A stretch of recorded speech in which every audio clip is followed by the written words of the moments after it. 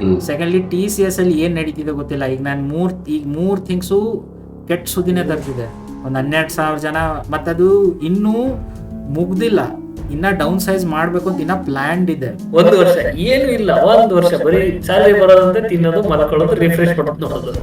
ಸೀನಿಯರ್ಸ್ನೇ ಉಡಾಯಿಸ್ಬಿಟ್ಟು ಹೆಂಗೆ T C S ಅಲ್ಲಿ ಏನು ಮಾಡಿದ್ರು, ಸೀನಿಯರ್ಸ್ ತೆಗಿತಿದ್ದೀವಿ, ಜೂನಿಯರ್ಸಿಂದ ಹೈರ್ ಮಾಡ್ಕೊತೀವಿ, ಅವ್ರು ಮಾಡಿಸ್ತೀವಿ ಅಂದರೆ ಅಟ್ ಲೀಸ್ಟ್ ಅವ್ರಿಗೆ ಜೂನಿಯರ್ಸ್ಗೆ ಅವ್ರು ಏನು ಮಾಡ್ತಿದ್ದೀರಿ ಇಲ್ಲ ಅಂತ ನೋಡೋಕೆ ಒಬ್ಬನಾದರೂ ಬೇಕು ನೆಟ್ ಇರೋ, ಇಲ್ಲಾಂದರೆ ಪ್ರಾಜೆಕ್ಟೇ ಬಿದ್ದು ಹೋಗ್ತಾರೆ. ಎಷ್ಟು ವರ್ಷ ಕಂಪ್ನಿ ಚೆನ್ನಾಗಿ ನಡೀತಿತ್ತು ಟಾಟಾ ಇದ್ದಾಗ. ಯಾಕಂದರೆ ಕಂಪ್ನಿಗಳು ಪ್ರಾಫಿಟ್ಟಿಗೆ ಕೆಲಸ ಮಾಡ್ತಾರೆ. ಓಕೆ, ನೀವು ಪ್ರಾಫಿಟ್ಟಿಗೆ ಕೆಲಸ ಮಾಡೋದ್ರಲ್ಲಿ ಏನೂ ತಪ್ಪಿಲ್ಲ, ಆಯಿತಾ. ಸೊ ನೀವು ಯಾರು ದುಡ್ಡು ಜಾಸ್ತಿ ಕೊಡ್ತಾರೆ ಅಲ್ಲಿ ಹೋಗೋದು ಸರಿನೇ. ಆಮೇಲೆ ಇನ್ನೊಂದು, ಎಷ್ಟೊಂದ್ ಜನ ನೋಡಿದ್ದೀನಿ ಬೆಂಚಲ್ಲಿ ಇರೋರ್ಗೆ ಯಾರು ಕಾಂಟ್ಯಾಕ್ಟೇ ಮಾಡಲ್ಲ, ತಿಂಗಳಾಗಟ್ಲೆ ಸುಮ್ಮನೆ ಸ್ಯಾಲರಿ ಬರ್ತಿರುತ್ತೆ, ಈ ರಿಪೋರ್ಟಿಂಗ್ ಮಾಡಲ್ಲ, ಟೈಮ್ ಶೀಟ್ ಸಬ್ಮಿಟ್ ಮಾಡಲ್ಲ, ಏನೂ ಇಲ್ಲ. ಅವ್ರನ್ನ ಮರ್ತೇ ಬಿಟ್ಟಿರ್ತಾರ ಅಂತ ಟಿ ಸಿ ಎಸ್ ಅವರು. ಟಿ ಸಿ ಎಸ್ಸು ಅವ್ರದ್ದು ಅರೌಂಡ್ 12,000 ಎಂಪ್ಲಾಯೀಸ್ನ ಫೈರ್ ಮಾಡೋ ಪ್ಲ್ಯಾನಲ್ಲಿ ಇದ್ದಾರೆ. ಅದು ಸ್ಪೆಷಲಿ ಏನು ಮೆನ್ಷನ್ ಮಾಡಿದ್ದಾರೆ ಅಂದರೆ ಮಿಡ್ ಲೆವೆಲ್ಲು ಆ್ಯಂಡ್ ಸ್ವಲ್ಪ ಹೈ ಲೆವೆಲ್ ಜನರನ್ನಷ್ಟೇ ಫೈರ್ ಮಾಡ್ತಿದ್ದಾರೆ. ಓಕೆ, ಸೊ ಅದಕ್ಕೆ ಅವ್ರು ಪ್ರಾಪರ್ ರೀಸ್ನಿಂಗ್ ಏನು ಕೊಡ್ತಿಲ್ಲ. ಅವ್ರು ಕೊಡ್ತಿರೋ ರೀಸ್ನಿಂಗ್ ಸ್ವಲ್ಪ ಅರ್ಥ ಮಾಡ್ಕೊಳ್ಳೋದು ಕಷ್ಟನೇ. ಆದರೆ ಟಿ ಸಿ ಎಸ್ ಅಲ್ಲಿ ಕರೆಂಟ್ಲಿ ವರ್ಕಿಂಗ್ ಜನ 6 ಲಕ್ಷ ಇದ್ದಾರೆ, ಗೊತ್ತಿದೆ ಅನ್ಕೋತೀನಿ ಎಲ್ರಿಗೂ. ಸೊ ಅದು ಕಂಪೇರ್ ಮಾಡಿದರೆ ಅವ್ರು ಕಮ್ಮಿ ಮಾಡ್ತಿರೋ ಸಂಖ್ಯೆ ಓಕೆ ಫೈನ್, ಆದರೆ ರೀಸನಿಂಗ್ ಸ್ವಲ್ಪ ಪ್ರಾಬ್ಲಮ್ ಅನ್ನಿಸ್ತಿದೆ. ಅದ್ರ ಜೊತೆ ಎಡಿಷ್ನಲ್ ಡೆವಲಪ್ಮೆಂಟ್ ಏನಿದೆ ಅಂದರೆ ಟಿ ಸಿ ಎಸ್ ಅವ್ರು ಅನೌನ್ಸ್ ಮಾಡಿದ್ದಾರೆ, ಈ ವರ್ಷ ನಾವು ಮಿಡ್ ಲೆವೆಲ್ಗೆ ಹೈರ್ ಮಾಡಲ್ಲ, ಹೈರಿಂಗ್ ಫ್ರೀಸ್ ಮಾಡ್ತಿದ್ದೀವಿ. ಪ್ಲಸ್ ಅದ್ರ ಜೊತೆಗೆ ಈ ವರ್ಷ ಆ್ಯನ್ಯುವಲ್ ಅಪ್ರೈಸಲ್ ಅಂದರೆ ನಿಮ್ದು ವರ್ಷ ಏನು ನಿಮ್ಮ ಸ್ಯಾಲ್ರಿ ಹೈಕ್ ಆಗ್ತಾ ಇರುತ್ತೋ ಅದನ್ನು ಮಾಡಲ್ಲ ಅಂತ. ಸೊ ಯಾಕೆ? ನೀವು ಹೇಳ್ಬೇಕು ಅದನ್ನ. ಎಷ್ಟು ವರ್ಷ ಕಂಪ್ನಿ ಚೆನ್ನಾಗಿ ನಡೀತಿತ್ತು ಟಾಟಾ ಇದ್ದಾಗ. ತಾತ ಇದ್ದಾಗ ಮೋಸ್ಟ್ಲಿ ಅದಕ್ಕೆ ಏನಾದ್ರು ರೀಸನ್ ಇರ್ಬೋದಾ? First of all T C S ಒಂದು ಸಾಫ್ಟ್ವೇರ್ ಕಂಪನಿನೇ, ಅವರು ಎನ್ ಜಿ ಒ ಅಂತೂ ನಡೆಸ್ತಿಲ್ಲ, ಅವರು ಪ್ರಾಫಿಟಿಗೆ ನಡೆಸ್ತಿದ್ದಾರೆ. Okay, overall. ಆದರೆ ಪ್ರಾಬ್ಲಮ್ ಏನಾಗ್ತಿದೆ ಅಂದರೆ ಈಗ ಎಲ್ಲ ಕಡೆ ಯಾರಾದರೂ ಫೈರಿಂಗ್ ಆಯಿತು ಅಂದರೆ, ಈಗ ಮೈಕ್ರೋಸಾಫ್ಟ್ ಅವರು ಫೈರಿಂಗ್ ಮಾಡಿದ್ದಾರೆ ರೀಸೆಂಟ್ ಟೈಮಲ್ಲಿ, ಅವರು ತುಂಬ ಡೌನ್ ಸೈಜ್ ಮಾಡ್ತಿದ್ದಾರೆ. ಸೊ ಎಲ್ಲರೂ ಏನು ತಲೆಯಲ್ಲಿ ಫಸ್ಟ್ ಥಿಂಗ್ ಬರುತ್ತೆ ಅಂದರೆ ಎ ಐದಿಂದ ಏನು ಇಂಪ್ಯಾಕ್ಟ್ ಆಗ್ತಿದೆ ಅಂತ. ಎ ಇಂದ ಇಂಪ್ಯಾಕ್ಟ್ ಇದೆ, ಆ ಎ ಇಂದನೂ ಜಾಬ್ ಕ್ರಿಯೇಷನ್ಸ್ ಗಳನ್ನು ಇದೆ. ನಾವು ಎ ಇಂದನೇ ಜಾಬ್ಸ್ ಹೋಗ್ತಿವಿ ಅಂತ ಅಂತಿದೀವಿ, ಬಟ್ ಎ ಇಂದ ಎಷ್ಟೊಂದು ಜಾಬ್ಗಳು ಉಟ್ಕೊಂಡಿದೆ, ಅದಕ್ಕೋಸ್ಕರನೇ ಅಂತ ಎಷ್ಟೊಂದು ಇದಾವೆ ಆತರ. ಬಟ್ ನಾವು ಆತರ ಹೇಳಕ್ಕೂ ಆಗಲ್ಲ, ಏನೂ ಇಲ್ಲ. ಬಟ್ ಇದೊಂದು ಏನೋ ಒಂದು ಗ್ಲೋಬಲ್ ಸಿಚುವೇಶನ್ ಇದೆ ಅಷ್ಟೇನೆ. ಎ ಐ ಅಂತ ಡೈರೆಕ್ಟ್ಲಿ ಅದನ್ನೇ ಬ್ಲೇಮ್ ಮಾಡಕ್ ಆಗಲ್ಲ, ಯಾಕಂತಂದ್ರೆ ಅದರಿಂದನೇ ಎಷ್ಟೊಂದು ಜಾಬ್ಗಳು ಇದಾವೆ ಇವಾಗ. ಎ ಐ ಇಂದಾನೇ, ಎ ಐಗೋಸ್ಕರನೇ ಜಾಬ್ಗಳು ಇದಾವೆ. ಸೊ ಅದನ್ನ ನಾವು ಬ್ಲೇಮ್ ಮಾಡಕ್ ಆಗಲ್ಲ. ಸೊ ಇನ್ನೊಂದು ಏನು ಅಂದ್ರೆ ಟಿ ಸಿ ಎಸ್ ಮೊದ್ಲಿಂದನೂ ಏನಪ್ಪಾ ಗೌರ್ಮೆಂಟ್ ಜಾಬ್ ತರ ಅಂತಾನೆ ಹೆಸರಾಗಿದೆ. ಅದು ತುಂಬಾ ಎಲ್ಲ ಎಷ್ಟೊಂದ್ ಜನ ಕೇಳಿದ್ರಲ್ಲ, ಬೆಂಚಲ್ಲಿ ಇದೀನಿ, ಬೆಂಚಲ್ಲಿ ಇಟ್ಟವ್ರವ್ರನ್ನ ಇದೇ ತರ ಕೇಳಿದೀನಿ ನಾನು. ಅದಕ್ಕೆ ಸೊ ಆ ತರಾನೇ ಇರುತ್ತೆ ಟಿ ಸಿ ಎಸ್. ಮತ್ತೆ ಇನ್ನೊಂದು ಏನು ಅಂತಂದ್ರೆ ಹೈರಿಂಗು ಹಂಗೆ ಇರುತ್ತೆ, ಒಂದೇ ಸತಿ ಒಂದಷ್ಟು ಜನನ ತಗೊಂಡ್ಬರ್ತಾರೆ. ಆಮೇಲೆ ಇನ್ನೊಂದು ಏನು ಅಂದ್ರೆ ಟಿ ಸಿ ಎಸ್ ಅಲ್ಲಿ ಬಂದವರು ಜಾಸ್ತಿ ವರ್ಷ ಅಲ್ಲಿ ಇರಲ್ಲ, ಸ್ವಲ್ಪ ವರ್ಷ ಇರ್ತಾರೆ, ಮಾಡ್ತಾರೆ, ಅಷ್ಟೇ ಜನ ಹೋಗ್ತಾ ಇರ್ತಾರೆ, ಅಷ್ಟೇ ಜನ ಒಳಗಡೆ ಬರ್ತಾ ಇರ್ತಾರೆ. ಸೊ ಟಿ ಸಿ ಎಸ್ ಆ ತರ ಇದೆ ಕಂಪ್ನಿ. ಮತ್ತೆ ಇವಾಗ ರೀಸೆಂಟ್ ನ್ಯೂಸ್ ಬಂದಿರೋದು ಏನು ಅಂತಂದ್ರೆ, ಇವಾಗ ಟಿ ಸಿ ಎಸ್ ಏನ್ ಮಾಡಿದೆ ಅಂತಂದ್ರೆ ಎಷ್ಟೊಂದು ಜನನ ಹೈರ್ ಮಾಡಿದ್ದಾರೆ, ಫ್ರೆಶರ್ಸ್ನಲ್ಲ, ಎಕ್ಸ್ಪೀರಿಯನ್ಸ್ಡ್ ಪೀಪಲ್ಸ್ನ. ಸೊ ಅವ್ರನ್ನ ಹೈರ್ ಮಾಡಿದ್ದಾರೆ ಅಂತಂದ್ರೆ ಇಂಟರ್ವ್ಯೂ ತಗೊಂಡು ಅವ್ರನ್ನ ಜಾಯ್ನಿಂಗ್ ಡೇಟ್ ಕೊಟ್ಟಿದ್ದಾರೆ. ಕೊಟ್ಬಿಟ್ಟು ಆಲ್ಮೋಸ್ಟ್ ಒಂದು 600 ಪೀಪಲ್ಸ್ ಅನ್ಸುತ್ತೆ, ಕೊಟ್ಬಿಟ್ಟು ಅವ್ರನ್ನ ಜಾಯ್ನಿಂಗ್ ಡೇಟ್ ಬಂದ್ರು ಕೂಡ ಅವ್ರನ್ನ ಜಾಯ್ನೇ ಮಾಡಿಸ್ಕೊಂಡಿಲ್ಲ. ಫ್ರೆಶರ್ಸ್ ಕತೆ ಬಿಡಿ, ಅವ್ರದ್ದು ಹಣೆ ಬರ ಹಂಗೆ ಇರುತ್ತೆ, ಅವ್ರದ್ದು ಇವಾಗ ಹಂಗೆ ಆಗ್ತಿದೆ. ಈ ಇಷ್ಟನೇ ದಿನಕ್ಕೆ ಜಾಯ್ನಿಂಗ್ ಅಂತ ಇರುತ್ತೆ, ಅದಾದ್ಮೇಲೆ 1 ವರ್ಷದ ತನಕನೂ ಅವ್ರನ್ನ ಜಾಯಿನ್ ಮಾಡಿಸ್ಕೊಂಡಿರಲ್ಲ. ಬಿಡಿ, ಅವ್ರದ್ದು ಫ್ರೆಶರ್ ಇರ್ತಾರೆ, ಅವರು ಒಂದಲ್ಲ ಇನ್ನೊಂದ್ ಕಡೆ ಹಂಟ್ ಮಾಡ್ಕೊಂಡು ಏನೋ ಒಂದ್ ಮಾಡ್ಕೊಂಡು ಅವ್ರ ಕತೆ ಬೇರೆ. ಇವಾಗ ಈ ಎಕ್ಸ್ಪೀರಿಯನ್ಸ್ಡ್ ಪರ್ಸನ್ ಆದವರು ಇವಾಗ ಟಿ ಸಿ ಎಸ್ ಇಂಟರ್ವ್ಯೂ ಕೊಟ್ಟು ನಂದು ಇವತ್ತು ಜಾಯ್ನಿಂಗ್ ಇದೆ ಅಂತ ಆ ಟಿ ಸಿ ಎಸ್ ನೇ ನಂಬ್ಕೊಂಡು ಕೂತಿರೋ ಕತೆ ಏನು? ಯಾಕಂತಂದ್ರೆ ಅವ್ನು ಆಲ್ರೆಡಿ ಒಂದ್ ಜಾಬ್ ಅಲ್ಲಿ ಇದ್ದ, ಆ ಜಾಬ್ ನಡೀತಾ ಇತ್ತು, ಅವನ ಅದೇ ದುಡ್ಡಿಗೆ ಕಮಿಟ್ಮೆಂಟ್ ಆಗಿದ್ದ. ಈಗ ನೆಕ್ಸ್ಟ್ ನನ್ ಜಾಬ್ ಸಿಕ್ಕಿದೆ, ಹೋಗ್ತೀನಿ, ಅದೇ ದುಡ್ಡು ಬರುತ್ತೆ, ನನ್ನ ಕಮಿಟ್ಮೆಂಟ್ಸ್ ಗಳನ್ನ ಅಲ್ಲ ಹಂಗೆ ತೀರ್ಸ್ಕೊಂಡು ಹೋಗ್ತೀನಿ ಅಂತ ಅವನು ಪ್ಲಾನ್ ಅಲ್ಲಿ ಇದ್ದ. ಅವ್ನು TCS ನಮ್ಗೆ ಸ್ಮಾರ್ಟ್ ಮನಿ ಸಾಕಾಗಿತ್ತು, ನಂಗೆ ಇದೇ ಕಂಪ್ನಿಗೆ ಸೇರ್ಕೋತೀನಿ ಅಂತ ಅನ್ಕೊಂಡಿದ್ದ. ಅಂತವನು ಬೇರೆ ಕಂಪ್ನಿಲೂ ಇಂಟರ್ವ್ಯೂ ಕೊಡ್ಲಿಲ್ಲ. ಅಂತವನ್ ಗತಿ ಏನ್ ಇವಾಗ? ಗತಿ ಏನೇನು So, ಇಲ್ಲ. 600 ಜನರಲ್ಲಿ ಒಂದು 20 ಜನ ಆದ್ರೂ ಇರಲ್ವಾ ಆತರ TCS ನೇ ನಂಬ್ಕೊಂಡು ನಾನು TCS ಗೆ ಹೋಗ್ತೀನಿ ಅನ್ನೋರು? 20 ಇರಲ್ಲ, 50% ಜನ ಹಂಗೆ ಇರ್ತಾರೆ. ಓಕೆ, ನಾನ್ ನೋಡಿದೀನಿ. ತುಂಬಾ ಜನ ಏನ್ ಮಾಡ್ತಾರೆ, ಒಂದ್ ಆಫರ್ ಸಿಕ್ತು ಅಂತ ಕುತ್ಕೊಂಡ್ಬಿಡ್ತಾರೆ. ಜಾಂಡ್ರು ಏನ್ ಮಾಡ್ತಾರೆ, ಒಂದ್ ಆಫರ್ ಸಿಕ್ಕಿದೆ ಅಂದ್ರೆ ಇನ್ನೊಂದು ಆಫರ್ ಟ್ರೈ ಮಾಡ್ತಾರೆ, ಆಮೇಲೆ ಅಲ್ಲಿ ನೆಗೋಶಿಯೇಟ್ ಮಾಡಿ ನೆಕ್ಸ್ಟ್ ಆಫರ್ ಅಲ್ಲಿ ಇವ್ರಿಗಿಂತ ಜಾಸ್ತಿ, ಇಲ್ಲಿ ಕೇಳೋರ್ಗಿಂತ ಜಾಸ್ತಿ ಟ್ರೈ ಮಾಡ್ತಾರೆ. ಓಕೆ, ಅದು ಒಂಥರ ಜಾಣ್ತನ ಲೆಕ್ಕನೆ. ಯಾಕಂದ್ರೆ ಕಂಪ್ನಿಗಳು ಪ್ರಾಫಿಟ್ ಕೆಲಸ ಮಾಡ್ತಾರೆ. ಓಕೆ, ನೀವು ಪ್ರಾಫಿಟ್ ಕೆಲಸ ಮಾಡೋದ್ರಲ್ಲಿ ಏನು ತಪ್ಪಿಲ್ಲ, ಆಯ್ತಾ? ಸೊ ನೀವು ಯಾರು ದುಡ್ಡು ಜಾಸ್ತಿ ಕೊಡ್ತಾರ ಅಲ್ಲಿ ಹೋಗೋದು ಸರಿನೇ. ಆದ್ರೆ TCS ಒಂದು ಟಾಟಾ ಗ್ರೂಪದ ಕಂಪನಿ. ಓಕೆ, ಸೊ ನಾವು ಯಾವಾಗಾದ್ರೂ ಟಾಟಾ ಅಂದ್ರೆ ಸ್ವಲ್ಪ ಎಥಿಕ್ಸ್ ಅಂತ ಎಲ್ರ ತಲೆಯಲ್ಲೂ ಇದೆ, ಆಯ್ತಾ? ಇಲ್ಲಿ ಬರೀ 600 ಜನ, ನಾನು ಯಾಕೆ ಹೇಳಿದೆ 6 ಲಕ್ಷ ಜನ ಇದ್ದಾರೆ ಅಂತ, ಆ ವರ್ಕ್ ಫೋರ್ಸದು 1% ಆಗಲಿಲ್ಲ. ಇದು 600 ಜನ, ಏನು ಪ್ರಾಬ್ಲಮ್ ಇರಲಿಲ್ಲ. TCS ಕ್ಯಾನ್ ಅಫೋರ್ಡ್ ಆರಾಮಾಗಿ 600 ಜನಕ್ಕೆ ಆಫರ್ ಲೆಟರ್ ಕೊಟ್ಟು ಕೂಡಿಸಿ ಅವ್ರ ಪ್ರಾಜೆಕ್ಟ್ ಸಿಗೋ ತನಕ they can pay them easily, ಆರಾಮಾಗಿ ಕೊಡ್ಬೋದಾಗಿತ್ತು. ಆದರೆ ಅವ್ರನ್ನ ಡಿಲೇ ಮಾಡಿ ಮುಂದೆ ಮಾಡಿ ಈಗ ಏನಾಯ್ತು ಗೊತ್ತಾ, ಅದರಿಂದ ಅವ್ರದ್ದು ಉಲ್ಟಾ ಶೇರ್ ವ್ಯಾಲ್ಯೂ ಮೇಲೆ ಇಂಪ್ಯಾಕ್ಟ್ ಬೀಳುತ್ತೆ. ಸೆಕೆಂಡ್, ಈ ಕಂಪ್ನಿ ಮೇಲೆ ಇಂಪ್ಯಾಕ್ಟ್ ಬೀಳುತ್ತೆ. ಏನಾಗುತ್ತೆ ಗೊತ್ತಾ, ಈಗ ಯಾರಾದರೂ TCS ಜಾಯ್ನ್ ಆಗ್ಬೇಕಂದ್ರೆ 2 ಸರ್ತಿ ಯೋಚನೆ ಮಾಡ್ತಾರೆ, ಇದು ಇಂಥ ಕಂಪ್ನಿ ಅಲ್ಲಪ್ಪ, ಜಾಯ್ನ್ ಆಗ್ಬೇಕಾ ಆಗ್ಬಾರ್ದ ಅಂತ. ರೆಪ್ಯುಟೇಷನ್ ಹೋಗುತ್ತೆ, ದುಡ್ಡು ಹೋಯ್ತು, ಪ್ಲಸ್ ಇದರಿಂದ ಬೆನಿಫಿಟ್ ಏನು ಜಾಸ್ತಿ ಆಗಲಿಲ್ಲ. ಸೊ ಅದೊಂದಾಯಿತು. ಸೆಕೆಂಡ್ಲಿ, ಎಲ್ಲ ಸಾಫ್ಟ್ವೇರ್ ಇವರಿಗೆ ಒಂದು ಲೆಸನ್ ಕಲಿಸ್ಬಿಟ್ಟಿದ್ದಾರೆ, ಏನು, ಒಂದೇ ಆಫರ್ ಇಟ್ಕೊಂಡು ಕೂರ್ಬೇಡಿ, ಆಯ್ತಾ? ಎರಡನೇ ಆಫರ್ ತಗೊಳ್ಳಿ. ಹಿಂಗಾದ್ರೆ ಏನ್ ಮಾಡ್ತೀರಾ? ನಿಮ್ EMI ಯಾರು ಕೊಡ್ತಾರೆ? ಕಾರ್ ಮೇಲೆ ಎತ್ತಾಕೊಂಡು ಹೋಗ್ತಾರೆ EMI ಮೇಲೆ ಇತ್ತು ಅಂದ್ರೆ. ಸೊ ಎರಡನೇ ಆಫರ್ ಟ್ರೈ ಮಾಡಿ, ತುಂಬಾ ಇಂಪಾರ್ಟೆಂಟ್, ಆಯ್ತಾ? ಸೆಕೆಂಡ್ಲಿ, TCS ಅಲ್ಲಿ ಏನ್ ನಡೀತಿದೆ ಗೊತ್ತಿಲ್ಲ. ಈಗ ನಾನು ಮೂರ್ ಥಿಂಗ್ಸು ಕೆಟ್ಟ ಸುದ್ದಿನೇ ತರ್ತಿದೆ. ಒಂದ್ 12,000 ಜನ, ಮತ್ತದು ಇನ್ನೂ ಮುಗ್ದಿಲ್ಲ, ಇನ್ನ ಡೌನ್ ಸೈಜ್ ಮಾಡ್ಬೇಕು ಅಂತ ಇನ್ನ ಪ್ಲಾನ್ಡ್ ಇದೆ, ಆಯ್ತಾ? ಸೊ ಅದು ಪ್ಲಾನ್ ಇದೆ. ಪ್ಲಸ್ ಸ್ಯಾಲ್ರಿ ಫ್ರೀಸ್ ಮಾಡ್ತಿದೀವಿ, ಏನು ಹೈಕ್ ಕೊಡಲ್ಲ ಅಂತಿದ್ದಾರೆ. ಪ್ಲಸ್ ಇದು ಅದ್ರ ಮೇಲೆ ಇದು ಹೈಯರ್ ಮಾಡಿದವ್ರಿಗೆ ಜಾಯ್ನಿಂಗ್ ಡೇಟ್ ಕೊಡ್ತಿಲ್ಲ, ಅದು ಬೇರೆ ರಾಮಾಯಣ ಮಹಾಭಾರತ ಬೇರೆ. ಸೊ TCS ಟೋಟ್ಲಿ ಡೌನ್ಫಾಲ್ ನಡೀತಿದೆಯಾ ಗೊತ್ತಿಲ್ಲ. ಯಾಕಂದರೆ TCS ಇಂಡಿಯಾದಲ್ಲೇ ಹೈಯೆಸ್ಟ್ ಹೈರಿಂಗ್ ಮಾಡೋದು, ಬಿಗ್ಗೆಸ್ಟ್ ಅಂತಾನೆ ಕರಿಬೋದು ಕಂಪ್ನಿ, ಸಾಫ್ಟ್ವೇರ್ ಕಂಪ್ನಿ. ಅವರೇ ಹಿಂಗೆ ಮಾಡಿದ್ದಾರೆ ಅಂದರೆ ಕಾಯ್ಕೊಂಡು ಕೂತಿರ್ತಾರೆ ಇನ್ಫೋಸಿಸ್ ವಿಪ್ರೋ, ಇವ್ರು ಮಾಡಿದ್ದಾರೆ ಅಂದ್ರೆ ನಾವು ಮಾಡೋಣ ಕಾರ್ಯಕ್ರಮ ಅಂತ. ಸೊ ಮೋಸ್ಟ್ಲಿ ಅವ್ರು ಹೈಯರ್ ಮಾಡೋಕ್ಕಿಂತ ಮುಂಚೆ ಇಷ್ಟು ರಿಸೋರ್ಸ್ ಬೇಕಿರುತ್ತೆ ಅಂತ ಗೊತ್ತಿರುತ್ತೆ. ಪ್ಲಸ್ ಅದ್ ನಾನ್ ನೋಡಿರಂಗೆ ನಮ್ಮ ಫ್ರೆಂಡ್ ಸರ್ಕಲ್ ಅಲ್ಲಿ, ನನ್ನ ಫ್ರೆಂಡ್ಸ್ TCS ಅಲ್ಲಿ ಯಾರ್ಯಾರು ವರ್ಕ್ ಮಾಡ್ತಿದ್ದಾರೆ ಎಲ್ಲಾರು ಮಿನಿಮಮ್ 1 ವರ್ಷ ಬೆಂಚಲ್ಲಿದ್ದಾರೆ. ಎಷ್ಟು ಜನ ಇದ್ದಾರೆ ನನ್ನ ಫ್ರೆಂಡ್ಸು, ಅಷ್ಟು ಜನನು 1 ವರ್ಷ, ಮೋರ್ ದನ್ 10 ಮೆಂಬರ್ಸ್.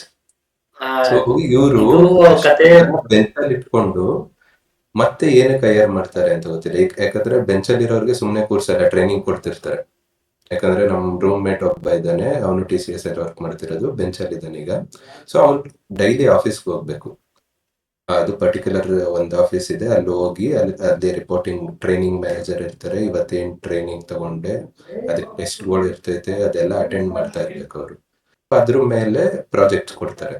ಸೊ ಅಷ್ಟೊಂದ್ ಜನ ಬೆಂಚಲ್ಲಿ ಇಟ್ಕೊಂಡು ಮತ್ತೆ ಎಂತಕ್ಕೆ ಹೈಯರ್ ಮಾಡ್ತಿದ್ದಾರೆ ಅಂತ ಗೊತ್ತಿಲ್ಲ. ಪ್ರಾಜೆಕ್ಟ್ ಇಲ್ಲ ಅಂದ್ರೆ ಅವ್ರಿಗೆ ಗೊತ್ತಿರುತ್ತೆ ಎಷ್ಟು ಜನ ಬೇಕಿರುತ್ತೆ ಏನು ಅಂತ, ಮತ್ತೆ ಏನಕ್ಕೆ ಆಫರ್ ಲೆಟರ್ ಕೊಡ್ತಾರೆ ಅಂತ ಗೊತ್ತಿಲ್ಲ. ಫಸ್ಟ್ ಆಫ್ ಆಲ್ ಅದಕ್ಕೊಂದು ಆನ್ಸರ್ ಇದೆ. ಬೆಂಚಲ್ಲಿರೋದು ನಿಮ್ಮ ರಿಕ್ವೈರ್ಮೆಂಟು ಮ್ಯಾಚ್ ಆಗ್ಬೇಕಂತ ಏನಿಲ್ಲ, ಆಯ್ತಾ? ನನಗೆ ಜಾವಾದೊಂದು ಬೇಕು ಅಂತ ಇರುತ್ತೆ, ಬೆಂಚಲ್ಲಿರೋ ಪೈಥಾನ್ ಇರ್ಬೋದು, ಅಥವಾ ವೈಸ್ ವರ್ಸಾನು ಇರುತ್ತೆ. ಸಿಂಪಲ್ ಎಕ್ಸಾಂಪಲ್ ಕೊಟ್ಟು, ಇಲ್ಲ ನನಗೆ DBA ಬೇಕಾಗಿರುತ್ತೆ, ಇಲ್ಲಿ ಕೋಡಿಂಗ್ ರಿಸೋರ್ಸ್ ಕೂತಿರ್ತಾನೆ, ವರ್ಕ್ ಆಗಲ್ಲ. ಓಕೆ, ಸೊ ಯಾವಾಗಲೂ ಬೆಂಚಿಂದ ಹೈರ್ ಮಾಡೋಕ್ಕಾಗಲ್ಲ. That is one thing. Skill set match ಇದ್ರೆ ಅವ್ರು ಟ್ರೈ ಮಾಡ್ತಾರೆ, HR ತಲೆ ಕೆಟ್ಟಿರಲ್ಲ ಹೈಯರ್ ಮಾಡೋಕ್ಕೆ. ಆದರೆ ನಾನು ತುಂಬ ಕೇಳಿದ್ದೀನಿ TCS ಅಲ್ಲಿ ಬೆಂಚ್ ಕಲ್ಚರ್ ತುಂಬ ಇದೆ ಅಂತ. 2-3 ವರ್ಷ ಬೆಂಚಲ್ಲಿ ಕೂತಿದ್ದಾರೆ, ಅದೆಲ್ಲ ಕತೆ ಕೇಳಿದ್ದೀನಿ. ಸೊ ಅದು ಒಂದಿದೆ ಅಲ್ಲಿ. ಒಂದು ಸ್ವಲ್ಪ ಯಾಕೆ ಓವರ್ ಹೈಯರ್ ಮಾಡ್ತಾರೋ ಗೊತ್ತಿಲ್ಲ. ಅಥವಾ ಅವ್ರದ್ರಲ್ಲಿ ಇನ್ನೊಂದು ರೂಲ್ ಇದೆ, ನೀನು TCS ರಿಸೈನ್ ಮಾಡಿ ಹೋದೆ ಅಂತ ಇಟ್ಕೋ, ನೆಕ್ಸ್ಟ್ ಟೈಮ್ ತಗೊಳಲ್ಲ ನಿನ್ನ, ಆಮೇಲೆ ಇನ್ನೊಂದು, ಎಷ್ಟೊಂದ್ ಜನ ನೋಡಿದೀನಿ ಬೆಂಚಲ್ಲಿ ಇರೋರ್ಗೆ ಯಾರು ಕಾಂಟ್ಯಾಕ್ಟೇ ಮಾಡಲ್ಲ. ತಿಂಗಳಾರ್ಗಟ್ಲೆ ಸುಮ್ನೆ ಸ್ಯಾಲರಿ ಬರ್ತಿರುತ್ತೆ, ಈ ರಿಪೋರ್ಟಿಂಗ್ ಮಾಡಲ್ಲ, ಟೈಮ್ ಶೀಟ್ ಸಬ್ಮಿಟ್ ಮಾಡಲ್ಲ, ಏನು ಇಲ್ಲ. ಅವ್ರನ್ನ ಮರ್ತೇ ಬಿಟ್ಟಿರ್ತಾರ ಅಂತ TCS ಅವರು. ಇರ್ಬೋದು. ಆದ್ರೆ ಒಂದ್ ಯಾವ್ದೋ ರೀಸೆಂಟ್ ಅಲ್ಲಿ ಒಂದು ಸ್ಕಿಟ್ ಮಾಡಿದ್ರು ಮರೆ, TCS ಒಂದು ಸ್ಕಿಟ್, ಇದು ರಿಯಾಲಿಟಿ ಅಲ್ಲ ಸ್ಕಿಟ್. ಅದರಲ್ಲಿ ರಿಪೋರ್ಟ್ ಮಾಡ್ತಿದ್ದಾನೆ, ಎಂಪ್ಲಾಯ್ ಗೊತ್ತಾಗಿದ್ದ ಅವ್ನು TCS ಅಲ್ಲಿ ಇನ್ನೂ ವರ್ಕ್ ಮಾಡ್ತಿದ್ದಾನೆ ಅಂದ್ರೆ ಅವ್ನ್ ಫೈರಿಂಗ್ ಅವ್ನಿಗೆ ಮೇಲ್ ಬಂದ್ಮೇಲೆ ಅಂತ. ಅಂದ್ರೆ ಆ ಲೆವೆಲ್ ನೆಗ್ಲೆಕ್ಟೆಡ್ ಇದಾರೆ TCS ಅಲ್ಲಿ ಬೆಂಚ್ ಮೇಲೆ ಇರೋರು ಅಂತ. ಸೆಟೈರ್ ಅದು ಹೋಗ್ಲಿ, ಆದ್ರೆ ಅದನ್ನ ತುಂಬಾ ಜನ ಹೇಳಿದ್ರು ರಿಯಾಲಿಟಿನೇ ಇದೆ ನೋಡ್ದಂಗೆ. ಆದ್ರೆ ಇದೆ ನೋಡಿ. ಆ ಕಲ್ಚರ್ ಹೋಯ್ತು ಈ ವರ್ಷ. ಬೆಂಚ್ ಮೇಲೆ ಇತ್ತಲ್ಲ ಆ ಕಲ್ಚರ್ ತೆಗೆದ್ರು. ನೀವು 35 ಈ ಕರೆಂಟ್ ರೂಲ್ ಪ್ರಕಾರ ನೀನು minimum 200 days per year, 200 days billable ಇರಲೇಬೇಕು. 35 ಡೇಸ್ ಅಷ್ಟೇ ನೀವು ಬೆಂಚಲ್ಲಿ ಇರೋ ಕಾಲವಿದೆ. ನೀನು ಪ್ರಾಜೆಕ್ಟ್ ಸಿಗ್ಲಿಲ್ಲ, you will be fired. That's fine. ಇದು ತುಂಬಾ ಕಂಪ್ನೀಸಲ್ಲಿ, ಸಾಫ್ಟ್ವೇರ್ ಕಂಪ್ನೀಸಲ್ಲಿ ಇದೆ. ತುಂಬಾ ಜನಕ್ಕೆ 45 ಡೇಸ್ ಕೊಡ್ತಾರೆ, ಕೆಲವೊಂದ್ ಕಡೆ 2 ಮಂತ್ ಇರುತ್ತೆ, ಕೆಲವೊಂದ್ ಸರ್ತಿ ಅಂತೂ ಇಂಟರ್ವ್ಯೂ ಮೇಲೆ ಹೋಗುತ್ತೆ. ನಿನ್ಗೊಂದು 5 ಚಾನ್ಸ್ ಕೊಡ್ತಾರೆ ಇಂಟರ್ವ್ಯೂಗೆ, ಒಂದು 5 ಚಾನ್ಸ್, ಇದು ಕ್ಲಿಯರ್ ಮಾಡಲಿಲ್ಲ ಅಂದ್ರೆ ಮನೆಗೇನೆ. ಕೆಲವೊಂದು ಕಂಪ್ನೀಸ್ ಹಂಗೂ ಇದಾವೆ. ಸೊ ಅದು ಮುಗೀತು, ಅದೆಲ್ಲ ಕತೆ ಆಯಿತು. TCS ಅದಿರಲಿಲ್ಲ. ಸೊ ಈಗ 2 ಕ್ವೆಶನ್ ಇದೆ, ಅವ್ರು ಟ್ರಬಲ್ ಇದ್ದಾರಾ ಅಥವಾ ಅವರೊಂದು ಸೀರಿಯಸ್ ಕಂಪನಿ ಆಗ ಟ್ರೈ ಮಾಡ್ತಿದ್ದಾರೆ. ಇಷ್ಟು ದಿನ ಸ್ವಲ್ಪ ಲೀನಿಯಂಟ್ ಆಗಿದ್ರು, ಈಗ ಸ್ವಲ್ಪ ಇದನ್ನ ಮಾಡಕ್ ಟ್ರೈ ಮಾಡ್ತಿದ್ದಾರೆ. ಯಾಕಂದ್ರೆ ಪ್ರಾಬ್ಲಮ್ ಏನಿದೆ, ತುಂಬಾ ಜನ ಇದನ್ನ ಏನ್ ಲಿಂಕ್ ಮಾಡ್ತಿದ್ದಾರೆ ಅಂದ್ರೆ, ಆಗ್ಲೇ ಹೇಳ್ದಂಗೆ AI ಒಂದು, ಸೆಕೆಂಡ್ಲಿ ಸಾಫ್ಟ್ವೇರ್ ಇದ್ರ ವರ್ಡ್ ಅಲ್ಲಿ ಸ್ವಲ್ಪ ಡೌನ್ ನಡೀತಿದೆ. ಅದಕ್ಕೆ ಅದನ್ನ ಒಂದು ಸ್ವಲ್ಪ ಈಗಲೇ ಪ್ರಾಫಿಟಬಿಲಿಟಿ ಇನ್ಕ್ರೀಸ್ ಮಾಡಕ್ಕೆ ಯಾರ್ಯಾರ ಅವಶ್ಯಕತೆ ಇಲ್ಲ. ಒಂದು ಪ್ರಾಜೆಕ್ಟ್ ಅಲ್ಲಿ 100 ಜನ ಇದ್ರೆ ಕೆಲಸ ಮಾಡೋರು ಎಲ್ರಿಗೂ ಗೊತ್ತಿದೆ, ಮ್ಯಾಕ್ಸಿಮಮ್ 50ರಿಂದ 60 ಜನ ಅಷ್ಟೇ ಕೆಲಸ ಮಾಡ್ತಿರ್ತಾರೆ, 40 ಜನ ಕ್ಯಾರಿ ಮಾಡ್ತಿರ್ತಾರೆ ಅಷ್ಟೇ. ತುಂಬಾ ಜನ ಯಾರು ಸಾಫ್ಟ್ವೇರ್ ಇದರಲ್ಲಿ ಇರ್ತಾ ಗೊತ್ತಿರುತ್ತೆ. 100 ಅಲ್ಲ 90 ಜನನು ಕೆಲಸ ಮಾಡೋ ನಾನೇ ನೋಡಿಲ್ಲ. ನಾನು ಲಿಟ್ರಲಿ ನಾನು ಸಾಫ್ಟ್ವೇರ್ ಇದರಲ್ಲಿ ಇದ್ದೆ ಹೇಳ್ತಿದ್ದೀನಿ. ಸೊ ಅಂತ ಟೈಮಲ್ಲಿ ಏನಾಗುತ್ತೆ, 40 ಜನದ ಗೊತ್ತಾಗುತ್ತೆ ಇವ್ನು ಏನು ಮಾಡ್ತಿಲ್ಲ ಅಂತ, ಸುಮ್ಮನೆ ಕ್ಯಾರಿ ಮಾಡ್ತಿರ್ತಾರೆ ಒಂದು ಲೆವೆಲ್ಗೆ. ಅವ್ರನ್ನ ಕ್ಲೀನ್ ಅಪ್ ಮಾಡೋ ಪ್ಲಾನು ಇರ್ಬೋದು, ಯಾಕಂದ್ರೆ ಕ್ಲೀನ್ ಮಾಡಿ ಅಂತ ಮೇಲ್ಗಡೆಯಿಂದ ಆರ್ಡರ್ ಬಂದಿರುತ್ತೆ, ಪ್ರಾಫಿಟಬಿಲಿಟಿ ತೋರಿಸ್ಬೇಕು ಅಂತ ಟೈಮಲ್ಲಿ ಕ್ಲೀನ್ ಅಪ್ ಮಾಡ್ತಾರೆ. ಅದು ಒಂದಿದೆ. ಕೇಳ್ತಿರೋದು AI ಟೂಲ್ಸ್ ಎಲ್ಲ ಬಂದಿದೆ ಈಗ ಡೆವಲಪರ್ಸ್ ಒಂದು 5 ಮೆಂಬರ್ಸ್ ಇದ್ರೆ 3 ಮೆಂಬರ್ಸ್ ಇಟ್ಕೊಂಡು AI ಟೂಲ್ಸ್ ಕೊಟ್ಬಿಟ್ಟು 5 ಮೆಂಬರ್ಸ್ ಮಾಡೋ ಕೆಲಸನ 3 ಮೆಂಬರ್ಸ್ ಮಾಡ್ಬೋದು. ಈ ತರನು ಮಾಡ್ತಿದ್ದಾರೆ ಅಂತ ಕೆಲವೊಂದು ಕಂಪ್ನಿಲಿ ಕೇಳಿದೆ, ಅದು ನೋಡ್ಬೇಕು. AI ಕೋಡಿಂಗ್ ಅಲ್ಲಿ ಏನ್ ಗೊತ್ತಾ, ಮುಂಚೆಯಿಂದನೂ ಕಂಟ್ರೋಲ್-C ಕಂಟ್ರೋಲ್-V ಕಲ್ಚರ್ ಇರೋದು. ಎಲ್ಲೋ ಒಂದ್ ಕಡೆ ಕೋಡ್ ಸಿಕ್ಕೇ ಸಿಗುತ್ತೆ, ಸ್ಟ್ಯಾಕ್ ಓವರ್ಫ್ಲೋ ಎಲ್ಲ ಎಷ್ಟೊಂದು ಇದ್ವು ಮುಂಚೆ. ಅಂದ್ರೆ ಒಂದು ಪ್ಲೇಸ್ ಇರ್ಲಿಲ್ಲ, ನಿಂಗೆ ಪ್ರಾಬ್ಲಮ್ ಇದೆ, ನಂಗೆ ಹಿಂಗೊಂದು ಪ್ರಾಬ್ಲಮ್ ಇದೆ ಅಂತಂದ್ರೆ ನೀವು ಏನಾದ್ರು ಅದನ್ನ ಗೂಗಲ್ ಅಲ್ಲಿ ಹಾಕಿದ್ರೆ ಎಲ್ಲೋ ಒಂದ್ ಕಡೆ ಅದಕ್ಕೆ ಯಾರಾದ್ರೂ ಸೊಲ್ಯೂಷನ್ ಬರ್ದಿರೋರು ಸಿಗುತ್ತೆ ನಿಮ್ಗೆ. ನಿಮ್ ಟ್ಯಾಲೆಂಟ್ ಏನು ಅಂದ್ರೆ ಅಲ್ಲಿಂದ ತಗೊಂಡ್ಬಂದು ನಾನು ಇಲ್ಲಿ ಕೋಡ್ ಹಾಕಿದ್ರೆ ಅದು ಎಲ್ಲಿಗೆ ಸೆಟ್ ಮಾಡ್ಬೇಕು ಅದನ್ನ ನಾನು ಏನ್ ಚೇಂಜ್ ಮಾಡ್ಕೋಬೇಕು, ಈ ಟ್ಯಾಲೆಂಟ್. ಸೊ ಇವಾಗ್ಲೂ ಅದೇ ಇದೆ. AI ಏನ್ ತಂದಿದ ತಕ್ಷಣ ನಮ್ ಫುಲ್ ಪ್ರಾಜೆಕ್ಟ್ ಅಲ್ಲೇ ಫೈಲ್ ತಂದು ಅಟ್ಯಾಚ್ ಮಾಡ್ಬಿಡಲ್ಲ. ಈಗಲೂ AI ಏನ್ ಮಾಡುತ್ತೆ, ನಂಗೆ ಇದು ಬೇಕಾಗಿದೆ, ಹಿಂಗ್ ಪ್ರಾಬ್ಲಮ್ ಇದೆ, ಸೊ ಅಂಡ್ ಸೊ ಇದು ಇದೆ ನೋಡಪ್ಪ ಕೋಡು ತಗೋ ಅಂತ ಕೊಡುತ್ತೆ.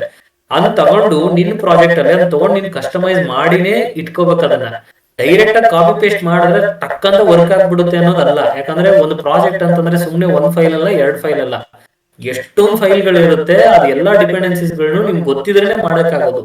ಕರೆಕ್ಟ್. ಸೊ ಆದ್ರೆ ಅದಕ್ಕೂ ಮಾಡಕ್ಕಾಗಲ್ಲ ಅದನ್ನ. ಅಲ್ಲ, ಅದಕ್ಕೂ ಒಂದು ಸ್ಟೆಪ್ ಮುಂದೆ ಹೋಗಿದೆ. ಕೋಪೈಲಟ್ ಯೂಸ್ ಮಾಡಿದಾರೆ ಗೊತ್ತಿರುತ್ತೆ. ಕೋಪೈಲಟ್ ಅಲ್ಲಿ ಲಿಟ್ರಲಿ ನೀವು ಫೈಲ್ ಓಪನ್ ಮಾಡಿ ಅದ್ರಲ್ಲಿ ಕಂಟೆಕ್ಸ್ಟ್ ಕೊಟ್ಟು ಮೆಥಡ್ ಕಂಟೆಕ್ಸ್ಟ್ ಕೊಟ್ರೆ ಲಿಟ್ರಲಿ ಕೋಡ್ ಎಡಿಟ್ ಮಾಡಿನೂ ಹಾಕುತ್ತೆ, ಆಯ್ತಾ. ಸೊ ಅದು ಟೂಲ್ ಇದೆ, ನಾನು ಇಲ್ಲ ಅಲ್ಲಲ್ಲ, ಅದು ಟೂಲ್ ಹೆಲ್ಪ್ ಮಾಡುತ್ತೆ, ಇಲ್ಲ ಅನ್ನಲ್ಲ. ಆದ್ರೆ ಅದ್ರೂ 100% ಕರೆಕ್ಟ್ ಇರಲ್ಲ. ಅದು ಸಜೆಷನ್ಸ್ನ ನೀವು ತಗೊಳಕ್ಕಾಗಲ್ಲ. ಅದೇ ಹೇಳಿದ್ರಂಗೆ ಪ್ರಾಜೆಕ್ಟ್ ಡಿಪೆಂಡೆನ್ಸೀಸ್ ಇರುತ್ತೆ. ಯಾಕಂದ್ರೆ ನಾನು ಯೂಸ್ ಮಾಡ್ತೀನಿ, ಡೈಲಿ ಬೇಸ್ ಮೇಲೆ ಯೂಸ್ ಮಾಡ್ತೀನಿ, ನನಗೆ ಗೊತ್ತು ಅದ್ರದ್ದು ಬೆನಿಫಿಟ್ಸ್ ಏನಿದೆ, ಪ್ರಾಬ್ಲಮ್ಸ್ ಏನಿದೆ ಗೊತ್ತಿದೆ.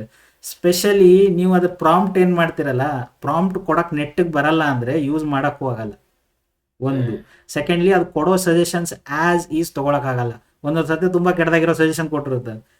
ನೀನು ಅದನ್ನ ನಾನು ಬರೆದ್ರೆ 4 ಲೈನ್ ಇರುತ್ತೆ, ಒಂದೊಂದು ಸರ್ತಿ ಅದು 20 ಲೈನಲ್ಲಿ ಬರೆಯುತ್ತೆ, ಯಾಕೆ ಅಂತಾನೆ ಗೊತ್ತಿಲ್ಲ, ಆಯ್ತಾ. ಅದು ಲಾಜಿಕ್ ಹಂಗೂ ಬರೆಯುತ್ತೆ.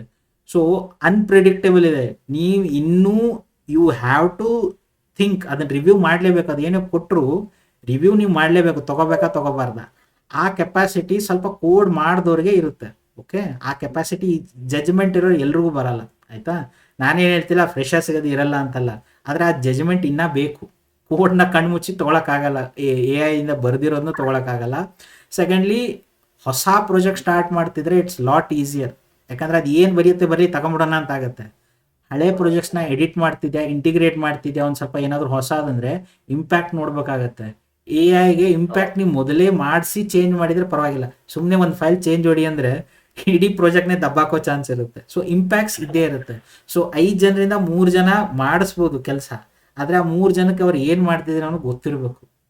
ಸೀನಿಯರ್ಸ್ನೇ ಉಡಾಯಿಸ್ಬಿಟ್ಟು ಈಗ ಹೆಂಗೆ TCS ಅಲ್ಲಿ ಏನು ಮಾಡಿದ್ರು, ಸೀನಿಯರ್ಸ್ ತೆಗಿತಿದ್ದೀವಿ, ಜೂನಿಯರ್ಸಿಂದ ಹೈರ್ ಮಾಡ್ಕೋತೀವಿ, ಅವ್ರು ಮಾಡಿಸ್ತೀವಿ ಅಂದರೆ ಅಟ್ ಲೀಸ್ಟ್ ಅವ್ರಿಗೆ ಜೂನಿಯರ್ಸ್ಗೆ ಅವ್ರು ಏನು ಮಾಡ್ತಿದ್ದೀರಿ ಇಲ್ಲ ಅಂತ ನೋಡೋಕೆ ಒಬ್ಬನಾದರೂ ಬೇಕು ನೆಟ್ಟಿಗಿರೋನು, ಇಲ್ಲಾಂದರೆ ಪ್ರಾಜೆಕ್ಟೇ ಬಿದ್ದು ಹೋಗ್ತಾರೆ. ಸೊ AI ಈಸ್ ಓಕೆ, ಅಷ್ಟೇನು ವರ್ಡ್ ಚೇಂಜ್ ಆಗೋಂಥ ಸಿಚುವೇಶನ್ ಏನು ಕೊಡ್ತಿಲ್ಲ. ಅದರಿಂದ ಒಂದು ಸ್ವಲ್ಪ ಇಂಪ್ರೂವ್ಮೆಂಟು ಆಗ್ತಿದೆ. ಕೆಲವೊಂದು ಕಡೆ ನೋಡ್ತಾ ಇದೀವಲ್ಲ, ಇಂಪ್ರೂವ್ಮೆಂಟು ನಡೀತಾ ಇದೆ. ಆದರೆ ಅದು ಒಂದೇ ರೀಸನ್ ಅಲ್ಲ, ಇದು ಫೈರಿಂಗ್ ಆಗೋಕ್ಕೆ ಅದು ಒಂದೇ ರೀಸನ್ ಅಲ್ಲ. Lot of things are there. ಆದರೆ ಕನೆಕ್ಷನ್ ತುಂಬ ಮಾಡ್ತಿದ್ದಾರೆ ಅದಕ್ಕಷ್ಟೇ. ಹೌದು. ಇವಾಗ ಅದೇ ಅಲ್ವಾ ಟ್ರೆಂಡ್ ಇರೋದಕ್ಕೆ, ಅದಕ್ಕೆ ಅದನ್ನ ಅಲ್ಲಿಗೆ ಹೋಲಿಸ್ಬೇಕಾಗುತ್ತೆ. ಏನ್ ಮಾಡಕ್ಕಾಗುತ್ತೆ, ಅದನ್ನೇ ಕಲ್ಪ್ರಿಟ್ ಮಾಡ್ಬೇಕು. ಪಾಪ ಅದು ಯಾರಿಗೂ ಏನು ಹೇಳಲ್ವಲ್ಲ, ಅದು ಮನುಷ್ಯ ಆಗಿದ್ರೆ ನಾನೆಲ್ಲ ಕಣೋ ಅಂತ ಹೇಳಿರೋದು. ಅದಕ್ಕೆ ಏನ್ ಮಾಡಕ್ ಬರಲ್ಲ. ಏನಿಲ್ಲ, ಪ್ರತಿ 5 ವರ್ಷಕ್ಕೂ ಟ್ರೆಂಡ್ ಬಂದೇ ಬರುತ್ತೆ ಬೇಸಿಕಲಿ, ಆಯ್ತಾ. ಈಗ ಟ್ರೆಂಡ್ ನಡೀತಿದೆ, ಇನ್ನೊಂದ್ ಸ್ವಲ್ಪ ದಿನದಿಂದ ಬೇರೆ ಟ್ರೆಂಡ್ ಇತ್ತು, ಇನ್ನೊಂದು 5 ವರ್ಷ ಆದ್ಮೇಲೆ ಇನ್ನೊಂದು ಟ್ರೆಂಡ್ ಬಂದೇ ಬರುತ್ತೆ. ಓಕೆ, ಆವಾಗ ಅದಕ್ಕೆ ಬೈತೀವಿ ಅಷ್ಟೇ, ಮತ್ತೇನಿಲ್ಲ. ನಾನು ಮುಂಚೆ ಕಂಪ್ನಿಲಿ ವರ್ಕ್ ಮಾಡ್ತಿರ್ಬೇಕಾದ್ರೆ ನನ್ ಕೊಲೀಗ್ ಒಬ್ಬ ಇದ್ದ, ನಾರ್ತ್ UP ಸೈಡ್ ಅನ್ನು. ಅವ್ರ ರೂಮ್ಮೇಟ್ ಒಬ್ಬ ಇದ್ದಂತೆ. ಆ ರೂಮ್ಮೇಟು TCS ಅಲ್ಲೇ ಜಾಬ್ ಮಾಡ್ತಿದ್ದಂತೆ. ಸೊ ಅವ್ನ್ ಹೇಳೋಣ, ನಿಜಾನ ಸುಳ್ಳು ಸ್ಟೋರಿನಂತೂ ನಂಗೆ ಗೊತ್ತಿಲ್ಲ, ಅವ್ನು ಹೇಳಿರೋ ಕತೆ ಇದು.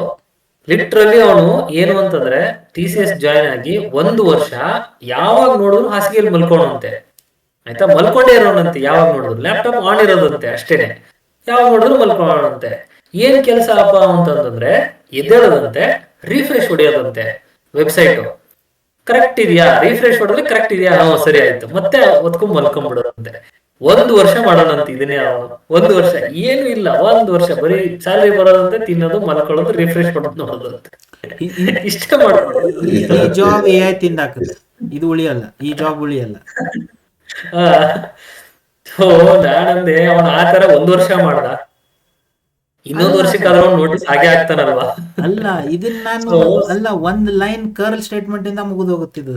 ಕರ್ಲ್ ಹೊಡೆದು ಇದಕ್ಕೆ ಹೊಡೆದ್ರೆ ಆ ವೆಬ್ಸೈಟ್ ಪಿಂಗ್ ಬರುತ್ತೆ, ರಿಟರ್ನ್ ಬರುತ್ತೆ, ವರ್ಕಿಂಗ್ ಇದ್ರೆ ಮುಗೀತು, ಅಷ್ಟೇ ತಾನೆ. ಅದಕ್ಕೆ ಒಬ್ಬ ಮನುಷ್ಯ ಬರಬೇಕು ಹೈರ್ ಮಾಡಕ್ಕೆ. TCS ಅವರು ಇವಾಗ 400-600 ಜನ, ಅವ್ರ ಕತೆ ಏನ್ ಹೇಳಿ. ಇವಾಗ ಅವ್ರಿಗೆ ಲಿಟ್ರಲಿ ಜಾಯ್ನಿಂಗ್ ಇವತ್ತಿದೆ ಅಂತಂದ್ರೆ ಅವ್ರಿಗಿನ್ನ ಕಾಲ್ ಇಲ್ಲ, ಏನು ಇಲ್ಲ. ಸೊ ಅದನ್ನೇ ನಂಬ್ಕೊಂಡಿರೋರ್ ಗತಿ ಏನು. ಫ್ರೆಶರ್ಸ್ ಆದ್ರೆ ಇನ್ನ ಕಮಿಟ್ಮೆಂಟ್ಸ್ ಇರಲ್ಲ ಅವ್ರಿಗೆ. ಬಟ್ ಒಬ್ಬ ಎಕ್ಸ್ಪೀರಿಯನ್ಸ್ಡ್ ಪರ್ಸನ್ ಒಂದ್ ಕಂಪ್ನಿ ಇನ್ನೊಂದ್ ಕಂಪ್ನಿ ಹೋಗ್ತಿರ್ತಾನಂದ್ರೆ, is carrying all the dependencies ಇನ್ನೊಂದ್ ಕಂಪ್ನಿಗೆ. ಸೊ ಈ ತರ ಆಗ್ಬಾರ್ದಿತ್ತು TCS ಅವರು. ಬಿಕಾಸ್ ಇದು ಏನೋ ಎಂಪ್ಲಾಯೀಸ್ ಆತರ ಥಿಂಕ್ ಮಾಡ್ಬೋದು, ಬಟ್ ಅದು ಕ್ಲೈಂಟ್ಸ್ ಮೇಲೇನು ಇಂಪ್ಯಾಕ್ಟ್ ಆಗ್ಬೋದು. ಒಂದು ಕಂಪ್ನಿ ನೇಮ್ ಇಂಪ್ಯಾಕ್ಟ್ ಆಗುತ್ತೆ. ಈ ತರ ಮಾಡುತ್ತೆ ಕಂಪ್ನಿ, ನಾಳೆ ನಮ್ಗೆ ಪ್ರಾಜೆಕ್ಟ್ ಕರೆಕ್ಟ್ ಮಾಡ್ಕೊಡ್ತಾರೆ ಅಲ್ವಾ ಅನ್ನೋದು ಡೌಟ್ ಬರುತ್ತೆ ಅವ್ರಿಗೆ. ದೊಡ್ಡ ಲೆವೆಲ್ಗೆ ಕ್ಲೈಂಟ್ಸ್ ಏನಿರಲ್ಲ, ಕ್ಲೈಂಟ್ಸ್ ಡೆಡ್ಲೈನ್ ಕೊಟ್ಟಿರ್ತಾರೆ, ಡೆಡ್ಲೈನ್ ಮೀರ್ತು ಅಂದ್ರೆ ಇಷ್ಟು ಫೈನ್ ಇರುತ್ತೆ, ಇಲ್ಲ. ಅಲ್ಲೂ ಆಲ್ರೆಡಿ ಪ್ರಾಜೆಕ್ಟ್ ಕೊಟ್ಟಿರೋರ್ಗೆ ಆಯ್ತದು, ಇನ್ನು ಕೊಡೋಕ್ ಬಂದಿರೋರು ಯೋಚನೆ ಮಾಡ್ತಾರಲ್ವಾ, ಅದಕ್ಕೆ ಫೈನ್ಸ್ ಹಾಕೋದು. ಈಗ ನಾನ್ ನೋಡಿರೋದು ಆಯ್ತಾ, ಕಾಂಟ್ರಾಕ್ಟ್ಸ್ ಅಲ್ಲಿ ಮೆನ್ಷನ್ ಆಗುತ್ತೆ, ಡೆಡ್ಲೈನ್ ಇದು, ನೀವು Jan 1, 2026 ಕೊಡ್ತೀನಿ ಅಂತ ಹೇಳಿದಿರ, ಪರ್ ಡೇ ಇಷ್ಟು ಅಮೌಂಟ್ ಅಂತ ಫೈನ್ ಅಂತ ಆ್ಯಡ್ ಆಗುತ್ತೆ ಕಾಂಟ್ರಾಕ್ಟ್, ಪರ್ ಡೇ ಡಿಲೇಸ್. ಇದು ಯಾವಾಗ ಆ್ಯಡ್ ಮಾಡ್ತಾರೆ, ಸಾಫ್ಟ್ವೇರ್ ಕಂಪ್ನಿ ರಿಲಯಬಲ್ ಸ್ವಲ್ಪ ಕಮ್ಮಿ ಇದೆ, ರೆಪ್ಯುಟೇಷನ್ ಸ್ವಲ್ಪ ಏನೋ ಪ್ರಾಬ್ಲಮ್ ನಡೀತಿದೆ ಅಂದರೆ ಕಾಂಟ್ರಾಕ್ಟಲ್ಲಿ ಆ್ಯಡ್ ಆಗುತ್ತೆ. SLA ಆ್ಯಡ್ ಆಗ್ತವೆ. ಈಗ ಡಿಫೆಕ್ಟ್ಸ್ಗೂ SLA ಬರ್ತವೆ. ಇಷ್ಟು defect issue to defect translate ಆಗಿ ಇಷ್ಟು ಟೈಮ್ ಆಗಿದೆ, ಇಷ್ಟೊಳಗಡೆ ನೀವು ಅದಕ್ಕೆ ರೆಸೊಲ್ಯೂಷನ್ ಅಥವಾ ಫಿಕ್ಸ್ ಕೊಡಲಿಲ್ಲ ಅಂದರೆ ಇಷ್ಟು ಫೈನ್. ಕೆಲವೊಂದು ಸರ್ತಿ ಕಾಂಟ್ರಾಕ್ಟ್ ಅವ್ರು ಎಷ್ಟು ಅಮೌಂಟ್ ಕೊಡೋರು ಇರ್ತಾರಲ್ಲ, ಅದಕ್ಕಿಂತ ಜಾಸ್ತಿ ಫೈನ್ ಆಗಿರುತ್ತೆ. ಕಂಪ್ನಿ ಕೊಡೋಕ್ಕಿಂತ ಈ ಸಾಫ್ಟ್ವೇರ್ ಕಂಪ್ನಿ ಅವ್ರ ಕ್ಲೈಂಟಿಗೆ ಕೊಡ್ತಾರೆ ದುಡ್ಡು ವಾಪಸ್. ಲಿಟ್ರಲಿ ದುಡ್ಡು ಕೊಡಲ್ಲ, ಸರ್ವಿಸ್ ಅಲ್ಲಿ ಇದು ಮಾಡ್ಕೋತಾರೆ ಅಡ್ಜಸ್ಟ್ಮೆಂಟ್ಸ್ ಅಷ್ಟೇ. ಆದ್ರೆ ಇದ್ ಮಾಡ್ಕೊಡ್ತೀವಿ ಬಿಡಿ ಅಂದ್ಬಿಟ್ಟು ಕಾಂಪ್ರಮೈಸ್ ಮಾಡ್ತಾರೆ ಅಷ್ಟೇ. ಇದೆಲ್ಲ ಕತೆ, ಇದು TCS ಕತೆ ಅಲ್ಲ. ನನಗೆ ಪ್ರಾಬ್ಲಮ್ ಏನಂದ್ರೆ, ಇದು ಇನ್ಫೋಸಿಸ್ ಕಲ್ತ್ ಬಿಟ್ರೆ ಹೆಂಗೆ, ಇವ್ರು ಜಾಯ್ನಿಂಗು ಕೊಡ್ಲಿಲ್ಲ, ಜನನ್ ಉಡಾಯಿಸ್ತಾನೂ ಇದ್ದಾರೆ. 2 ಕೆಲಸ ಆಯ್ತು TCS. ಈಗ ಇನ್ಫೋಸಿಸ್ ಅಂತೂ ತುಂಬಾ ಫೇಮಸ್ ಇದೆ, ಸ್ಟೇಟ್ಮೆಂಟ್ ಕೊಟ್ಬಿಟ್ಟಿದ್ರು 70 ಅವರ್ ಬೇಕು ಅಂತ, ವರ್ಕ್ ಅವರ್ಸ್ ಆಯ್ತಾ. ಈಗ ಅದಕ್ಕೊಂದು ನೆಕ್ಸ್ಟ್ ಸ್ಟೆಪ್ ಬಂದಿದೆ. ಈಗ ಎಲ್ರಿಗೂ ಗೊತ್ತಿರಂಗೆ ಇನ್ಫೋಸಿಸ್ ಏನೋ ನೋಟಿಫಿಕೇಶನ್ ಕಳಿಸ್ತಿದಾರಂತೆ, ನೀವು 9 ಅವರ್ಸ್ಗಿಂತ ಜಾಸ್ತಿ ಕೆಲಸ ಮಾಡ್ತಿದ್ರೆ ಪರ್ ಡೇ ನೋಟಿಫಿಕೇಶನ್ ಕಳಿಸ್ತಿದಾರಂತೆ, ನೀವು ಕೆಲಸ ಜಾಸ್ತಿ ಮಾಡ್ತಿದ್ದೀರಿ ಮಾಡಬೇಡಿ ಅಂತ, ಅಥವಾ ಸಮಥಿಂಗ್. ಆದರೆ ಅದ್ರ ಜೊತೆ ಇನ್ನೊಂದು ತಲೆಯಲ್ಲಿ ಬಂತು ಆಯ್ತಾ, ಅವ್ರು ನೋಟಿಫಿಕೇಶನ್ ಕಳಿಸ್ತಾ ಇದ್ದಾರೆ ಅಂದ್ರೆ ಅವ್ರು ಎಲ್ಲೋ ಒಂದ್ ಕಡೆ ಟ್ರ್ಯಾಕು ಮಾಡ್ತಿರ್ಬೇಕು ತಾನೇ, ನೀವು 9 ಗಂಟೆ ಕೆಲಸ ಮಾಡಿದಿರೋ ಇಲ್ಲ ಅಂತ. ಯಾವನೋ ಒಬ್ನ 6 ಗಂಟೆ ಅಷ್ಟೇ ಕೆಲಸ ಮಾಡಿದ ಅವ್ನಿಗೆ ಏನ್ ಮಾಡ್ತಾರೆ, ನೋಟಿಫಿಕೇಶನ್ ಕಳಿಸ್ತಾರೆ ಕಮ್ಮಿ ಆಯ್ತು ಮಾಡ್ಬಾ ಕೆಲಸ ಅಂತ. ಅಂದ್ರೆ track literally they are tracking you, ನೀನ್ ಏನ್ ಮಾಡ್ತಿದ್ಯಾ ಏನ್ ನಡೀತಿದೆ ಅಂತ. ಸೊ ಅದು ಒಂದು ನಮ್ಗೆಲ್ಲ ಸುಮಾರು ಜನಕ್ಕೆ ಒಳ್ಳೆ ಸುದ್ದಿ, ಆ 70 ಅವರ್ಸ್ ಇಂದ ಇವ್ರು ಬುದ್ಧಿ ಕಲ್ತರು ಅಂತ ಅನ್ಕೊಂಡಿದ್ದಾರೆ. ಸೈಡಿಗೆ ಇಟ್ಬಿಡಿ ಆ ಬುದ್ಧಿ ಕಲ್ತಿದ್ದು. ಈಗ ಸೆಕೆಂಡರಿ ಇದ್ರದ್ದು ಪ್ರಾಬ್ಲಮ್ ನೋಡಿ, ಅವ್ರು ನಿಮ್ಮನ್ನ ಟ್ರ್ಯಾಕ್ ಮಾಡ್ತಿದ್ದಾರೆ. ಒಂದಿನ ಹಿಂದಿನ ದಿನ ನೀನು 12 ಅವರ್ ವರ್ಕ್ ಮಾಡಿದ್ಯಾ ಅಂತ, ಇವತ್ತು ಸ್ವಲ್ಪ ಸುಸ್ತಾಗಿದೆ ಸ್ವಲ್ಪ ಲೇಟ್ ಲಾಗಿನ್ ಆಗ್ತೀನಿ ಅಂತಂದ್ರೆ, ಸ್ವಲ್ಪ ಕಮ್ಮಿ ಅವರ್ ನಿನ್ನೆ ಆಗಿದೆಯಲ್ಲ ಇವತ್ತು ಸ್ವಲ್ಪ ಕಮ್ಮಿ ಮಾಡ್ತೀನಿ, ನಿನ್ನೆ 12 ಅವರ್ ಆಯ್ತು ಇವತ್ತು 7 ಅವರ್ ಅಷ್ಟೇ ಮಾಡ್ತೀನಿ, 2 ಅವರ್ ನಿನ್ನೆ ಕವರ್ ಆಗಿದೆ ಅಂತ ಮಾಡ್ತೀನಿ ಅಂತ ತಲೆಯಲ್ಲಿದ್ರೆ ಟ್ರ್ಯಾಕ್ ಮಾಡ್ತಾರೆ ಅದನ್ನು. ನಿನ್ನೆ ಅವನು 9 ಅವರ್ಗೆ ಟ್ರ್ಯಾಕ್ ಮಾಡಿ ಮುಗಿಸ್ಬಿಟ್ರು, ಇವತ್ತು ಮಾತ್ರ 7 ಅವರ್ ಮಾಡಿದ್ದಾರೆ ಅಂತ. ಸೊ ಅದ್ರದ್ದು ಒಂದು ಸೈಡ್ ಎಫೆಕ್ಟ್ ಇದೆ. ಎಲ್ಲಾ ತರ ಮಾಡಿ ಇಟ್ಕೊಂಡ್ಬಿಟ್ಟಿದ್ದಾರೆ ಕಂಪ್ನಿಯವ್ರು. ಇವಾಗ ಯಾವ ತರ ಅಂದ್ರೆ ಕಬ್ಬು, ನಿಮ್ ಕಂಪ್ನಿಗೆ ಹೋಗ್ತೀರಾ ಅಂದ್ರೆ ಕಬ್ಬು ನೀವು. ನಿಮ್ಮ ಟ್ಯಾಲೆಂಟ್ ಅನ್ನೋ ಒಂದು ರಸಾನ ಎಲ್ಲ ಹಿಂಡು ಬಿಡ್ಬೇಕು ನೀವು. ನಿಮ್ಮ ಟೈಮು ಎಲ್ಲ ಕೊಡ್ಬೇಕು, ಸ್ಯಾಲ್ರಿ ಕೊಡ್ತಾರೆ ಮಾಡ್ಲೇಬೇಕು. ಆತರ ಅಷ್ಟು ಎಲ್ಲಾದ್ರಲ್ಲೂ ನಿಮ್ಗೆ ಟೈಮ್ ಮಾಡಿ ಇಟ್ಕೋತಾರೆ. ಟ್ರ್ಯಾಕಿಂಗ್ ಆಗ್ಲಿ ಎಲ್ಲ ಆಗ್ಲಿ ಅಟೆಂಡೆನ್ಸ್ ಆಗ್ಲಿ, ಒಂಥರ ಇದು ಬ್ಯಾಕ್ ಟು ಸ್ಕೂಲ್. ಬೆಳಗ್ಗೆ ಹೋದ್ರೆ ಸಂಜೆ ತನಕ ಏನಿಲ್ಲ, ಸ್ಕೂಲಲ್ಲಾದ್ರೆ ಟೀಚರ್ ಬೈತಿದ್ರು, ಇಲ್ಲಿ ಮ್ಯಾನೇಜರ್ ಬೈತಾನಷ್ಟೇ. ಡಿಲೇ ಹೋಮ್ ವರ್ಕ್ ಮಾಡಲಿ, ಹೋಮ್ ವರ್ಕು ಇಲ್ಲಿ ಡಿಲಿವರೇಬಲ್ ಅಷ್ಟೇ. ಅಲ್ಲಿ ಪಿ ಟೀಚರ್ ಇಂದ ಇಲ್ಲಿ HR ಇರ್ತಾರೆ. ಐಡಿ ಕಾರ್ಡ್ ಹಾಕೊಂಡಿಲ್ವಾ? ನಿಜವಾಗ್ಲೂ ಕೆಲವು ಕಂಪ್ನಿಲಿ ಹೇಳ್ತಾರೆ, ಫಾರ್ಮಲ್ ಶೂ ಇಲ್ಲ ಫಾರ್ಮಲ್ ಡ್ರೆಸ್ ಇಲ್ಲ ಅಂದ್ರೆ ಮ್ಯಾನೇಜರ್ ಮೇಲೆ ಹಾಕ್ತೀವಿ ಅಂತ. ನಾನಂದೆ ಆ ಪಾಪ ಅದು ಉಳ್ಳಾಡ್ಕೊಂಡು ಆಫೀಸ್ ತನಕ ಆದ್ರೂ ಬಂದಿದೆ, ಅದನ್ನ ಒಳಗಡೆ ಬಿಟ್ಕೊಡ್ರಪ್ಪ ಸುಮ್ನೆ. ನೋಡಿದೆ ನಮ್ ಜೊತೆನೂ ಆಗ ಹೋಗಿದೆ. ಈ ಕರೋನಾ ಆದ್ಮೇಲೆ ಇಲ್ಲ ಅಷ್ಟು ಆಯ್ತಾ. ಕರೋನಾಗಿಂತ ಮುಂಚೆ ಅದೇನ್ ವುಡ್ಲ್ಯಾಂಡ್ ಶೂಸ್ ಹಾಕೊಂಡು ಹೋದ್ರೆ ಅಳೋರು, ಅದು ಏನು ಇಲ್ಲ ಫ್ಯಾನ್ಸಿ ವುಡ್ಲ್ಯಾಂಡ್ ಅಲ್ಲ, ಸಿಂಪಲ್ ವುಡ್ಲ್ಯಾಂಡ್ ಹಾಕೊಂಡು ಹೋದ್ರೆ ಸರ್ ಇದು ಫಾರ್ಮಲ್ ಶೂಸ್ ಅಲ್ಲ ಅಂತ. ನಾನು ಶೂಸ್ ಕೆಲಸ ಮಾಡೋದು ನಾನು ಮಾಡ್ತೀನಿ. ರೀಸೆಂಟ್ ಆಗಿ ಶೂಸ್ ಹಾಕೊಂಡಿದೀನಿ ತಾನೆ, ಬರಿಗಾಲಲ್ಲಿ ಏನ್ ಬಂದಿಲ್ಲ ನಿಮ್ ಕಂಪ್ನಿ ಮರ್ಯಾದೆ ತೆಗಿಯಕ್ಕೆ, ಶೂಸ್ ಹಾಕೊಂಡು ಬಂದಿದ್ದೀನಲ್ವಾ. ಅವರೇ ಆ ಮ್ಯಾನೇಜರ್ ಕೇಳಿ, ಮ್ಯಾನೇಜರ್ ಯಾರು ಕೇಳಿ HR ಇಂದ ಅಲ್ಲಿ ಮೇಲ್ ಬೇರೆ ಹೋಗೋ ಸೀನು. ನಾನಂದೆ ತುಂಬಾ ತುಂಬಾ ಒಳ್ಳೆ ಒಳ್ಳೆ ಕೆಲಸ ಹಿಂಗೆ ಮಾಡ್ತಾ ಇರಿ ಬಿಡಿ. ಇದೆಲ್ಲ ಸ್ಕೂಲ್ ಕತೆ ಆಯ್ತು ನಮ್ದು. ಬಟ್ ಎನಿವೇಸ್ ಈ TCS ಅಲ್ಲಿ ಏನ್ ನಡೀತಿದೆ ಗೊತ್ತಿಲ್ಲ. ಸೊ ಯಾರಾದ್ರೂ TCSಗೆ ಹೋಗೋ ಪ್ಲಾನ್ ಅಲ್ಲಿ ಇದ್ರೆ 2 ಆಫರ್ ಇಟ್ಕೊಂಡು ಹೋಗಿ, ಹೇಳಕ್ಕಾಗಲ್ಲ ಆಪ್ಷನ್ನು. ಸೆಕೆಂಡ್ಲಿ ಹೋದ್ಮೇಲೂ ನಿಮ್ಗೆ ಉಳಿಸ್ಕೋತಾರೆ ಅಂತ ಗೊತ್ತಿಲ್ಲ, ಉಡಾಯಿಸ್ತವ್ ಸಿನ್ ಬೇರೆ ಇಟ್ಟಿದ್ದಾರೆ. ಅಲ್ಲಿ ಹೋದ್ಮೇಲೆ ಮತ್ತೆ ಒಂದು 3-4 ವರ್ಷ ಹೈಕ್ ಮರ್ತು ಬಿಡಿ. ಹಂಗಿದೆ ಪರಿಸ್ಥಿತಿ. ಓಕೆ.